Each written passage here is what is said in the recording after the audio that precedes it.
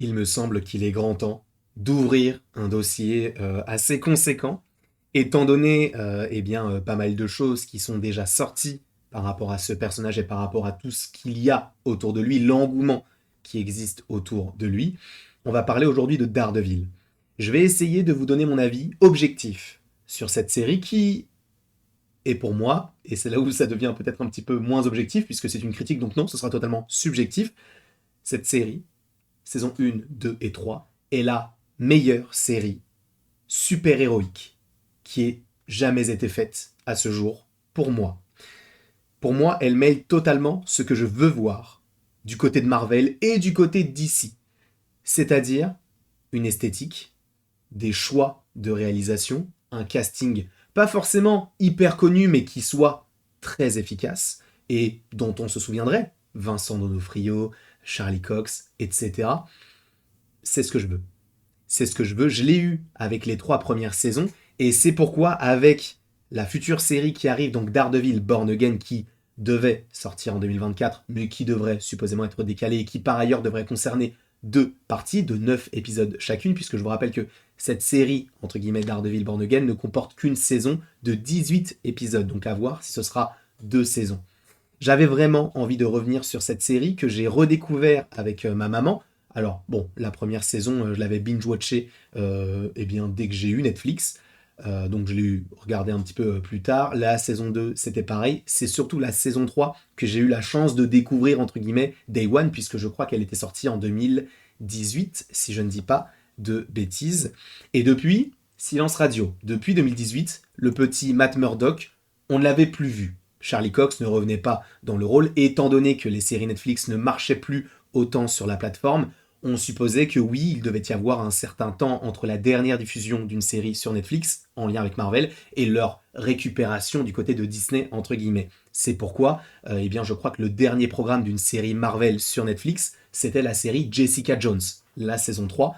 Et par ailleurs, à la suite de 2 ou 3 ans qui se sont écoulés entre la fin de la série Jessica Jones et donc leur accession du côté de Disney, on a eu certains personnages qui sont revenus, notamment, attention spoiler, mais Charlie Cox dans, si je ne dis pas de bêtises, She-Hulk. Alors, dans le désordre, hein, She-Hulk, normalement, on devrait le revoir cette année, on le reverra également l'année prochaine si sa série sort, mais à mon avis, ce n'est pas prévu pour 2024. Et ensuite de cela, on a également le personnage, ou en tout cas l'acteur Vincent D'Onofrio, qui était lui revenu dans Hawkeye et qui devrait aussi revenir dans Echo, etc. Et même, du coup, dans la série Daredevil Born Again, sachant que Charlie Cox, lui aussi, était revenu du côté de Spider-Man No Way Home. Mais aujourd'hui, j'ai vraiment envie de parler de cette itération qui est, pour le coup, différente de celle du MCU. On le sait, c'est une sorte, entre guillemets, de soft reboot. On en a déjà parlé sur la chaîne, que ce soit sur la chaîne YouTube avec des vidéos plus complètes ou avec des shorts, ou même sur TikTok. Et là, j'avais vraiment envie de me focaliser sur ce banger qu'est cette série. Alors, il est vrai que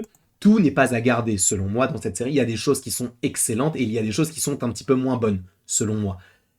Pour le coup, il y a des choses que j'aime énormément, et notamment, je vais vite revenir dessus, c'est Matt Murdock, Charlie Cox, qui pour moi est le cast parfait. C'est vrai que d'avoir une série sur Daredevil, ça te permet de développer d'autant plus ce personnage. Alors, certains vont me dire, oui, mais du coup, les séries Marvel sur Disney+, comme Secret Invasion ou encore Hawkeye, etc., n'ont pas permis de développer ce qu'on aurait voulu par rapport au personnage. Alors, il faut savoir que cette série, donc Daredevil, comporte, je crois, 13 épisodes. Enfin, c'était un carcan qui avait été utilisé par Netflix il y a de cela maintenant quelques années, et ça a un petit peu changé maintenant, puisque maintenant ils se permettent également de faire des bouts de saison, et après tu as une première partie de saison qui sort en mai, la deuxième en juillet, et du coup, nous avions donc 3 saisons de 13 épisodes. Et par la suite, on avait quasiment un épisode d'1 heure. Là où des séries sur Disney+, on est plus sur un format de 45 minutes maximum en général pour une série de 6 épisodes. Là, on est clairement sur quelque chose d'assez conséquent. Et ce qui est très intéressant par rapport à ce personnage, ça va être son évolution. C'est vrai qu'il y a ce côté un petit peu embêtant, et ça on le remarque souvent par rapport à Daredevil, c'est ce côté où il veut sauver tout le monde et il ne veut pas que tout le monde soit impliqué, un petit peu comme peut le faire Spider-Man dans ses différentes années, dans ses différentes itérations au cinéma, que ce soit Andrew Garfield, Tobey, etc., notamment par rapport à Andrew qui ne voulait pas que Emma Stone, donc le personnage joué par Emma Stone, donc Gwen Stacy, prenne part au combat. Là, c'est la même chose. Il va tout faire pour protéger Karen et Foggy, alors que eux-mêmes peuvent agir dans son sens, mais à des fins, enfin en tout cas avec des moyens différents, mais qui peuvent être tout aussi utiles. Et c'est pour ça aussi que cette série est extrêmement intéressante. C'est le cast qu'il y a autour de Daredevil. Parce que oui, on peut parler de Daredevil, oui, il se bat bien, oui, son costume est stylé, etc. Mais il y a tout un aspect derrière qui est extrêmement intéressant, notamment par rapport à certains personnages. Et on y viendra un petit peu plus tard. Pour moi, Charlie Cox, dans une série comme Daredevil, 13 épisodes, quasiment 1 heure chacun, c'était le bon compromis, sachant qu'on partait aussi sur une évocation du personnage qui n'était pas forcément la meilleure au niveau du cinéma, hein, puisqu'on partait avec Ben Affleck et son film en 2003, puis il y a eu Elektra, etc. Là, pour le coup, on fait table rase, on récupère donc un nouvel acteur, alors un acteur qui n'était pas forcément extrêmement connu à l'époque, et on va en faire notre entre guillemets Iron Man de notre univers, puisque c'est lui qui a lancé cet univers-là, et par la suite c'était lui un peu le leader de tout cela. Pour moi, c'est vraiment le meilleur personnage de cet univers de Netflix. Alors oui, il y a le Punisher et on y viendra, puisqu'il il a passé une petite tête, notamment en saison 2, une grosse tête en saison 2. Mais pour moi, ce personnage-là est le meilleur. C'est lui qui m'a donné envie de me renseigner d'autant plus sur les comics qui existent en lien avec Daredevil, notamment Daredevil Renaissance, hein, Daredevil Born Again. Et c'est là où ça va me poser quand même pas mal de questions par rapport même à la série qui est censée sortir par la suite, puisque Daredevil Born Again a servi aux créateurs de la série, notamment de la saison 3, pour créer la saison 3. Donc, si on veut faire une sorte de soft reboot, pourquoi se calquer par rapport à ce qui a déjà été fait récemment? Donc, on verra comment tout cela évolue par la suite. Mais en tout cas, Charlie Cox, pour moi, est un superbe cast. Je trouve qu'il colle bien avec l'ADN. En tout cas, du peu que j'ai lu dans les comics par rapport à Daredevil, je trouve qu'il colle parfaitement bien. Ensuite, voilà. Je trouve que l'évolution du personnage est extrêmement intéressante, notamment par rapport au costume. On passe évidemment d'un costume un petit peu fait maison, entre guillemets, avec un foulard, avec des renforcements, entre guillemets, mais on part sur quelque chose d'assez sobre et assez furtif. Et après, on va partir sur plus un symbole, entre guillemets, donc le diable, sachant que lui-même, c'est assez contradictoire, lui-même est très croyant, il va se catégoriser comme étant le diable, etc. Et c'est vrai qu'il y a une forte remise en question et un fort propos théologique dans la série. Alors je ne vais pas m'y risquer parce que je ne suis pas forcément totalement calé sur le sujet, mais je trouve que la manière dont on va utiliser notamment les textes religieux afin de se calquer par rapport à ce personnage-là qui s'appelle quand même Daredevil, avec mon superbe accent éclaté au sol bien sûr, donc Daredevil, c'est extrêmement intéressant puisque dans son nom il y a le diable. Lui qui est donc pour le coup extrêmement croyant, qui a une mère qui travaille notamment dans une église, etc. Bref, je trouve que c'est extrêmement intéressant de rajouter un peu de théologie, et c'est là où justement j'en viens à certaines personnes qui se disaient oui mais Miss Marvel, on te rapporte trop, la mosquée, on te rapporte trop, le côté musulman. Mais frérot, pourquoi tu ne t'es pas insurgé de cela pour Daredevil si ça te dérange pour Miss Marvel? Pour le coup, si tu acceptes Daredevil, tu dois accepter Miss Marvel, tu dois accepter du Moon Knight qui est juif, et on le voit par ailleurs dans la série, tu dois accepter toutes les religions si tu en acceptes une. Ça n'a pas de sens, sinon ton propos est pour le coup totalement vide de sens. En tout cas, l'évolution du personnage par rapport au costume est très intéressante parce qu'aussi on va se poser la question de comment est-ce que je peux faire pour affronter des personnages qui sont plus puissants que moi, notamment évidemment le Kaïd, et on y reviendra un petit peu plus tard. Donc la question se pose bien sûr par rapport à ce personnage-là. Comment est-ce qu'on peut l'affronter? Comment est-ce que je ne peux me prendre des coups mais sans pour autant être trop amoché et essayer de vite me remettre, parce que pour l'instant, en tant que super-héros, entre guillemets, il n'y a que moi, même si, ce qui est assez intéressant aussi dans cet univers Netflix, c'est qu'on te dit que c'est un petit peu connecté à l'univers Marvel du MCU, hein, puisqu'on te mentionne la bataille de New York, entre guillemets. Je crois que même dans la série Luke Cage, à un moment donné, on a des armes Hammer Industries, qui fait référence à Justin Hammer, qui était déjà présent dans Iron Man 2, et qu'on pourrait revoir d'ailleurs dans Armor Wars, si je ne dis pas de bêtises. Donc bref, il y a pas mal de petites choses comme ça qui peuvent se connecter, mais c'est vrai que Matt Murdock semble être un petit peu tout seul, en tout cas dans la première saison. Sachant que ce n'est pas vraiment un super-héros, je dirais plus que c'est un justicier. Et ce qui est très intéressant, c'est même son rapport avec la police. Le fait qu'il fasse le travail de la police, mais à sa manière, et justement, ce qui est assez intéressant, c'est que oui, la police va dans son sens de temps en temps, mais justement, il y a aussi ce côté corruption qui peut aller contre lui. Donc là, pareil, c'est extrêmement intéressant de voir même ce côté très politique, et c'est ça que j'aurais aimé voir dans les séries Marvel qu'on me définit, en tout cas qu'on me vend comme étant plus sérieuse, plus mature. C'est ce genre de série que j'aurais voulu voir. Là, en plus de ça, on te parle d'une série Daredevil Born Again qui devrait sortir du coup 2024-2025, qui serait un petit peu plus mature avec un antagoniste dont on avait déjà parlé sur la chaîne, donc je vous invite à aller voir la vidéo si vous en avez envie. Mais en tout cas, je trouve que de rajouter un petit peu ce côté politique, ce côté journalistique également, ce côté corruption, ce côté police, c'est très intéressant dans un univers Marvel qui était entre guillemets un petit peu lissé, un petit peu édulcoré. Ça rajoute un petit peu d'obscurité à tout cet univers Marvel, parce que oui, pour certains, DC c'est sombre, Marvel c'est tout gentil. Ce n'est pas le cas du tout. Hein. Tu as des personnages chez DC qui sont plutôt joviales, on va dire, et inversement, pour Marvel, tu as des personnages extrêmement sombres. Je suis désolé, mais l'histoire de Moon Knight, même l'histoire de Ghost Rider, et même l'histoire de plein d'autres personnages, est assez sombre. Ce qui est assez intéressant, c'est aussi la manière dont ils vont le mettre en œuvre. Là, pour le coup, pour Daredevil, ça fonctionne parfaitement bien, puisque je vous rappelle que Netflix, c'est aussi une plateforme qui te permettait de voir des séries un petit peu plus matures, avec un petit peu plus de sang, etc. Ils avaient une certaine liberté artistique, et par ailleurs, par rapport à l'artistique, on va y venir. Mais donc oui, comme je vous l'avais dit, il y avait cette question théologique. Je ne vais pas forcément y revenir, encore une fois, je ne suis pas forcément la personne la plus calée pour vous en parler, mais je trouvais ce propos-là assez intéressant, ce questionnement de est-ce que je suis légitime afin de faire ce que je fais? Est-ce que ce n'est pas péché? Vraiment, ce questionnement est extrêmement intéressant de par sa religion et son culte. Du coup, le culte qui voue à sa religion, c'est extrêmement intéressant de voir en fait comment est-ce qu'il s'organise, comment est-ce qu'il va à l'encontre de ses propres principes, qui réussit à lui faire prendre conscience que ce qu'il fait n'est pas en lien avec ce qu'il veut vraiment faire. Parce que aussi, il y a ce côté où il essaie d'être la meilleure personne possible, mais aussi on se pose la question de oui, mais jusqu'à quand? Quelle limite est-ce qu'on se pose en tant que Matt Murdock, mais également en tant que Daredevil? Alors, en tant que Matt Murdock, il y a une limite qui se pose, puisque oui, il y a ce côté, oui, il est aveugle. Alors, il est partiellement aveugle, entre guillemets. Enfin, oui, il est aveugle, mais il arrive à distinguer certaines choses, puisque tous ses autres sens sont totalement développés. Alors, oui, il est aveugle, mais ça lui permet de se géolocaliser, entre guillemets, et de localiser également tout ce qui l'entoure.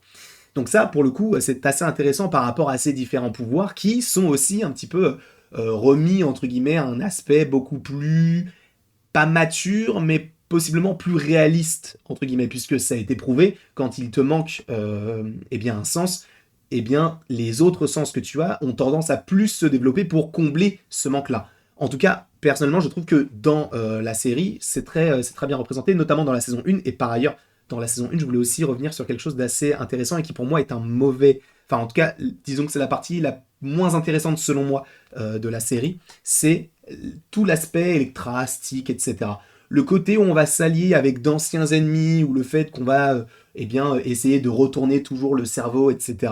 Je trouve que c'est un peu redondant. C'est pas forcément l'arc que j'ai vraiment aimé du côté de Daredevil, là où j'ai beaucoup plus aimé le côté avec Karen Page qui travaille donc dans son journal, avec Foggy qui essaye aussi lui de s'en sortir, etc. à son humble échelle, et Daredevil qui essaye lui-même de redevenir le personnage qu'il était auparavant. C'est plus en fait à partir de la saison 2, ou en tout cas fin de saison 1, que j'ai vraiment beaucoup plus apprécié le personnage, même si la saison 2 en fait il y avait quand même pas mal de Stick et pas mal d'Electra, et c'est pourquoi c'est la seule fois de ma vie où je vais remercier Netflix d'avoir fait la série Defenders, parce que cette série a permis la fin de Stick, et c'est vraiment l'arc que je détestais le plus, la fin de Stick, la fin d'Electra. Passons à autre chose, et juste allons vers Daredevil, saison 2, saison 3, enfin en tout cas du coup saison 3, qui est pour moi une masterclass en tout point. Donc comme je vous l'ai dit, développement de costumes, on sait que donc là pour le coup c'est un petit peu différent du MCU, puisque d'un côté dans Shield qu'on comprend qu'il a un nouveau costumier entre guillemets, là où on en a un dans la saison de fin, la série de base sur Netflix. Et justement, il y a ce côté, oui, je vais te faire le costume, mais il faut que tu protèges Betsy. Et ça, c'est hyper intéressant. Ça te dit, ok, t'es un méchant, parce que le personnage qui lui fait son costume dans les comics, c'est un antagoniste. Mais, ok, tu vas me faire mon costume, et si tu veux, on peut te faire une contrepartie dans le sens où je vais essayer de te protéger au maximum. Et ça, c'est hyper intéressant aussi par rapport à tout ce que eh bien, ça permet d'évoluer par rapport à ce personnage-là qui lui crée ce costume, et aussi lui, en tant que super-héros, qui va évoluer également par rapport à son costume. Donc évidemment, on a le masque, évidemment, avec les cornes, le costume rouge. Alors il y a un costume qui est un petit peu plus noir et rouge, il y a un costume qui est totalement en rouge. Personnellement, moi, je préfère le costume... Alors, celui-ci est très stylé, hein, mais je préfère le costume tout noir, vraiment, celui où il a uniquement son foulard, je le trouve génial, il est incroyable, et voilà, je voulais surtout revenir sur ce personnage-là en début de vidéo, même si bon, ça fait déjà quasiment 15 minutes que j'en parle, mais pour moi, ce personnage-là est l'un des meilleurs que Marvel ait fait. Alors évidemment, c'est Netflix, mais pour moi, c'est une écriture qui est géniale et c'est pour ça que j'attends vraiment la série Daredevil Born Again au tournant, parce que je me dis, bon, s'il me le massacre, parce que c'est vrai que dans She-Hulk, c'est pas forcément celui que j'avais bien aimé dans la série, il faut que ce soit un peu cohérent. Donc, on verra, il faut que ce soit sombre, il faut pas forcément que ce soit la même chose qu'on a eu dans She-Hulk, il faut que ça colle par rapport à l'ADN de Daredevil, notamment dans les comics. Bon, les costumes, on en a déjà parlé, costumes rouges, etc. J'avais aussi envie de parler de la manière de réaliser, parce que je trouve qu'il y a une certaine volonté esthétique. Là, par exemple, on voit que eh bien, c'est très visuel, dans le sens où on n'est pas là uniquement pour te filmer, voilà, c'est une scène de combat, c'est une scène de dialogue, non. Il y a vraiment ce côté où, bah, là, par exemple, si on analyse, si on fait une analyse de plan, en gros, on a le plan qui est partagé au moins en deux parties de manière horizontale, avec d'un côté leur corps et leur tête qui est plus au niveau de l'éclairage, et on peut comprendre par rapport à ça qu'on rentre dans une intériorité, dans le sens où bah, c'est quand même un échange entre eux qui est plutôt sympathique, on va dire que c'est plutôt romantique, notamment avec les cœurs, etc., toutes les petites lumières, toutes les couleurs, et ce qui est assez intéressant, c'est que ce qui sépare du coup la tête du corps, c'est aussi un fond rouge, ce qui peut rappeler aussi la réalité de la chose, et donc ce côté où, oui, Matt Murdock, c'est Matt Murdock, mais c'est aussi Daredevil, donc il y a ce côté aussi où, oui, on peut aussi rêver, donc avec ce côté, avec plein de cœurs, etc., mais il y a aussi ce retour à la réalité, où on voit donc la robe de Karen Page, et donc le costume classique de Charlie Cox, du coup, Daredevil. Je trouve que c'est vraiment très intéressant, en tout cas de la composition des plans, et même au-delà de cela, il y a aussi le jeu de lumière qui est très intéressant. Là, on a vraiment, bah, vu qu'on est dans, c'est pas une crypte, mais c'est le sous-sol d'une église, eh bien, on a ce côté christique avec déjà ce plan très équilibré, très, comment peut-on dire ça, symétrique, avec cette petite lumière qui est au-dessus, avec bien sûr cet abat-jour qui fait comme si c'était la lumière, alors qu'en fait la lumière vient de cette fenêtre qui est en plein milieu, qui éclaire les personnages et qui laisse une ombre extrêmement grande par la suite par rapport à cette perspective. Je trouve que c'est vraiment très très bien réalisé. Pareil, les petites bougies sur le côté. Moi, ça me fait un peu penser en fait à un aspect un peu angélique, dans le sens où les bougies sur le côté forment un peu comme des petites ailes. Nous avons le personnage au plein centre qui donc est la maman de Matt Murdock. Et donc on a ce côté où c'est un petit peu son ange gardien. Alors peut-être que je vais très très loin dans l'analyse, mais encore une fois, une analyse est totalement subjective. C'est-à-dire que vous n'aurez pas du tout la même perception de ce plan-là. Moi, je trouve que j'avais vraiment envie de vraiment me consacrer à ce plan-là, parce que je trouve qu'il est vraiment génial. Et bah évidemment, on a Charlie Cox à côté. Voilà, il y a vraiment un jeu de lumière, il y a vraiment cette volonté de rajouter encore une fois ce côté théologique avec un plan, pas forcément zénital, mais une lumière un peu zénitale qui est un petit peu, comment peut-on dire ça, réduite entre guillemets en clarté par rapport à la lumière, etc. Je trouve que c'est génial, c'est vraiment très très bien organisé. Pareil, là on a aussi ce côté où oui, personne ne parlerait comme ça chez lui à quelqu'un dans la vie de tous les jours avec si peu d'éclairage. Et pour autant, ça fonctionne très très bien. La manière dont c'est filmé, pareil, encore une fois, c'est très très équilibré, c'est très symétrique. Je trouve, encore une fois, qu'on a vraiment quelque chose de super, dans le sens où, par exemple, Karen Page, c'est elle qui va mener, entre guillemets, l'interrogatoire dans cette scène-là, où elle va vraiment comprendre ce qu'il se passe par rapport au personnage, du coup, de Matt Murdock. Et Matt Murdock, lui, qui est plus dans l'ombre, mais habillé en blanc, comme si il était un peu... Enfin, il était pur, mais pas totalement. Et donc, c'est assez intéressant de voir ça aussi par rapport à la couleur des costumes, à la couleur des plans, voilà. Donc, pour le coup, moi, je trouve que c'est extrêmement bien réalisé. Aussi, il y a des plans qui sont assez intéressants, dans le sens où bah, quand il va essayer d'entendre le cœur battre de Karen Page, eh bien, on va voir déjà un petit peu de flou autour, comme si on rentrait du coup dans son intériorité. Et en plus de ça, on voit donc dans un... c'est pas un split screen, mais c'est un surcadrage. Donc le fait d'avoir un cadre dans un cadre, puisqu'on voit autre chose, puisqu'on voit le reflet donc, de Karen Page dans la lunette de Matt Murdock, comme si justement on comprenait qu'il essayait de la sonder. Pareil, ce type de plan, ce sont des choses que j'aimerais vraiment voir du côté du MCU. Là, on ne l'aura supposément pas, puisque c'est pas forcément la volonté du studio de faire ce genre de choses. Eux, c'est plus de possiblement raconter des histoires sans pour autant avoir de réelles fins et de volonté artistique. Mais en tout cas, dans cette série, ils ont réussi à le faire. Donc, je me dis qu'ils peuvent possiblement se dire, ah bah vu que ça a plu comme ça, essayons de faire un peu comme avec notre sauce, bien sûr, mais on peut le faire. Donc, à voir. Mais en tout cas, par rapport à la réalisation, par rapport à la manière dont c'est mis en œuvre, je trouve que c'est assez intéressant. Alors, je ne pouvais pas vous montrer tous les plans, je vous rappelle qu'il y a en gros en tout 39 épisodes, puisqu'il y a 3 saisons de 13 épisodes chacune, qui sont eux-mêmes les épisodes composés composés entre guillemets, de 50 minutes à peu près. Je peux ne vous parler que de certains plans. Et certains plans que j'ai trouvé d'ailleurs sur Twitter et qui étaient parfaits, entre guillemets, dans le sens où ils sont plutôt nets. Ensuite, il y a aussi un autre aspect que je voulais revenir, enfin sur lequel je voulais revenir avant de parler de certains personnages, c'est l'aspect, encore une fois, journalistique. Le fait de vouloir dénoncer certaines choses, le fait de vouloir montrer que oui, il y a l'univers Marvel, oui, il y a des super-héros, oui, il y a des armures, il y a Hulk, il y a Thor, des dieux, etc. Mais il y a aussi le retour à la réalité, et ce retour au réel, il est génial parce que justement, on te rappelle que oui, New York, c'est là où il y a eu la bataille de New York. Vous savez, les Chidori, tout le monde se cachait, on était gentils, il y avait une serveuse qui se réfugiait, qui a été sauvée par Captain America. Mais au-delà de ça, on a aussi toujours ce côté pègre, on a ce côté mafia, on a ce côté caïd, on a ce côté où il y a de la corruption dans la police et dans la justice, la politique, etc. Je trouve que c'est génial. Alors peut-être un petit peu redondant sur certains aspects où on va trébucher, puis après se reprendre, puis après retrébucher pour aller vers le bon trajet. Moi, je trouve que c'est plutôt intéressant, mais c'est vrai que sur certains aspects, ça peut paraître un petit peu redondant. Moi, j'aime beaucoup. Je ne sais pas ce que vous en avez pensé, mais personnellement, je trouve que c'est assez bien mis en œuvre. Je ne sais pas, n'hésitez pas d'ailleurs à le mettre en commentaire. Donc cet aspect politique, pareil, ça rentre avec tout ce qui englobe le personnage du coup de Matt Murdock, puisque eh bien, ça colle totalement avec son personnage à lui.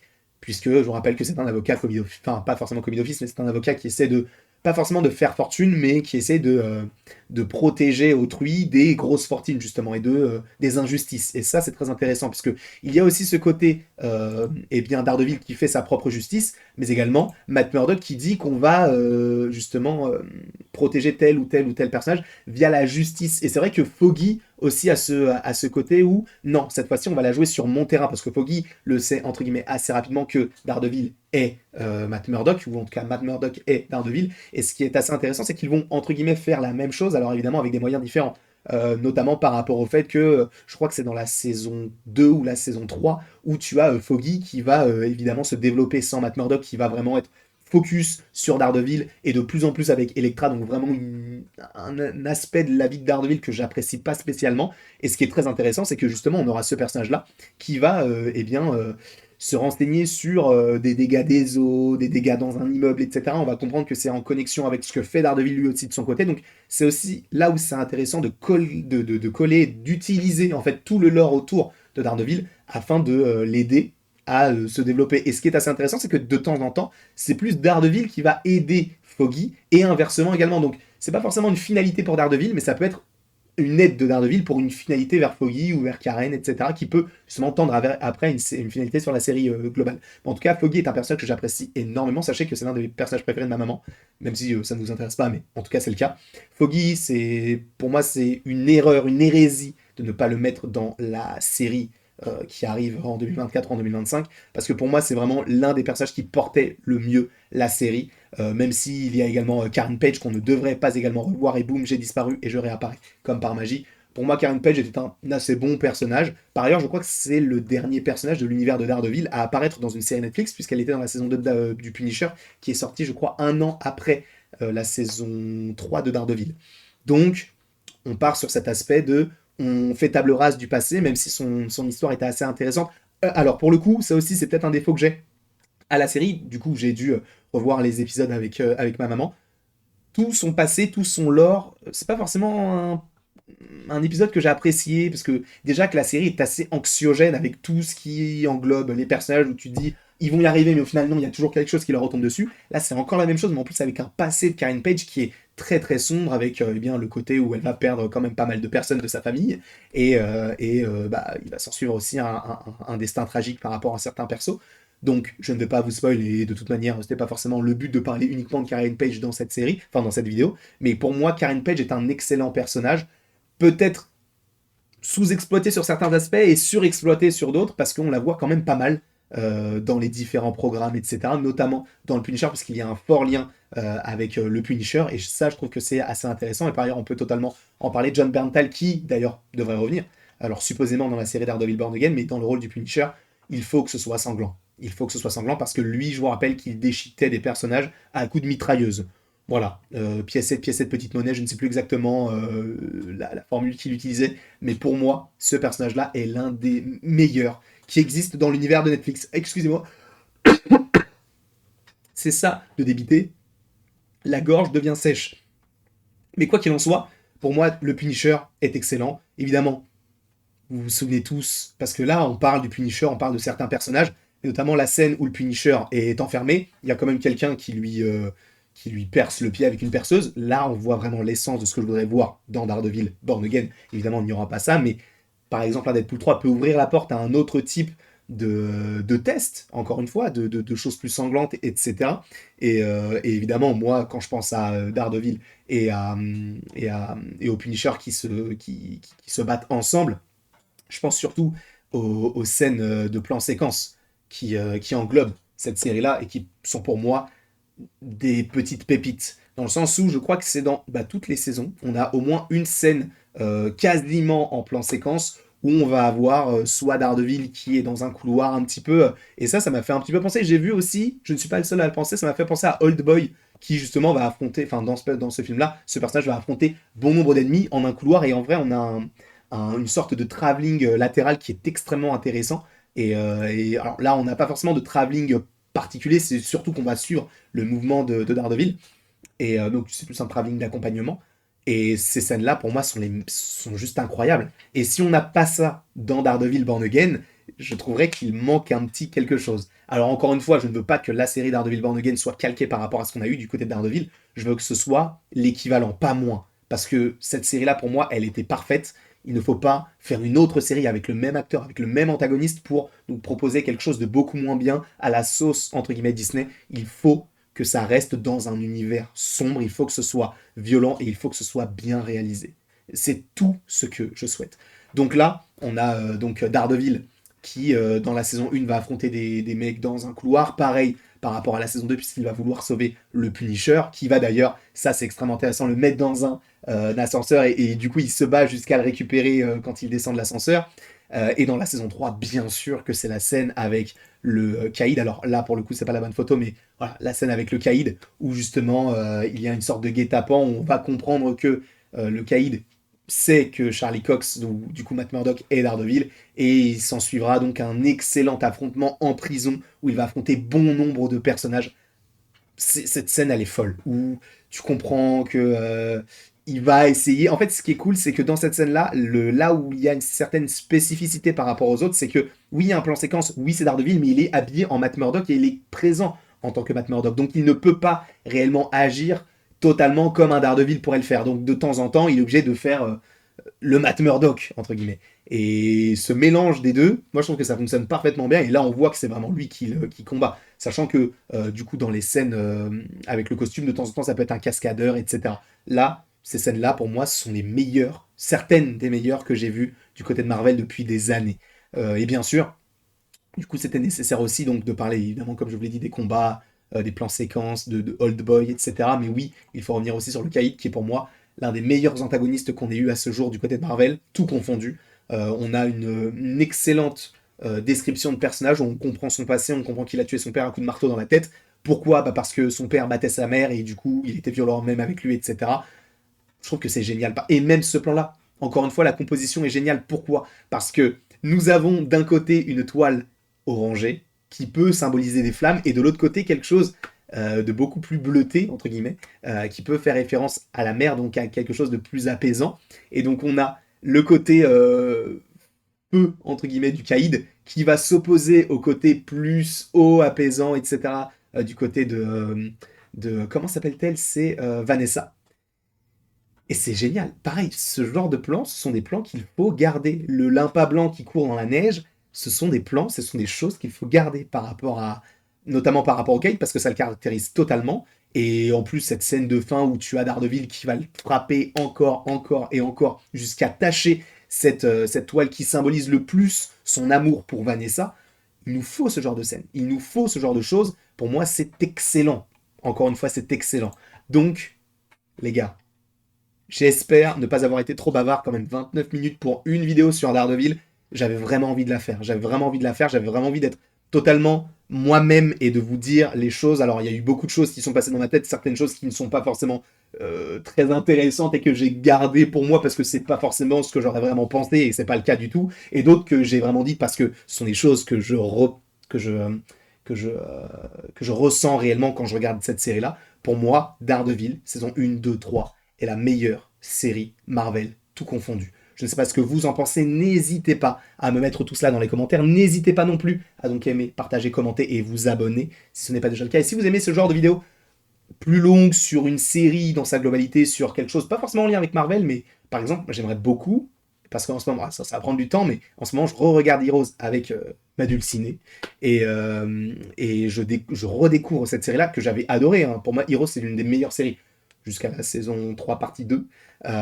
Mais dans sa globalité, c'est génial. Donc si vous voulez plus de ce genre de vidéo, n'hésitez pas à le mettre en commentaire. Je sais que ça a été une longue vidéo, mais j'avais vraiment envie d'évoquer plein de choses, sans pour autant être je sais pas le mot, mais du coup, emprisonné entre guillemets dans un certain format de il faut faire 10 minutes. Non, j'ai envie de faire un truc long, j'ai fait un truc long, j'espère que ça vous a plu. Bref, n'hésitez pas à mettre tout cela dans les commentaires et après tout ceci, il ne me reste plus qu'à vous dire à la prochaine pour la prochaine. Et par ailleurs, donc, n'hésitez pas dans les commentaires à me proposer différentes séries que vous voudriez que j'évoque si jamais je les ai... Oh, j'ai bugué. Mais si jamais je les ai vues, j'ai encore bugué, c'est le temps d'arrêter, je pense, là.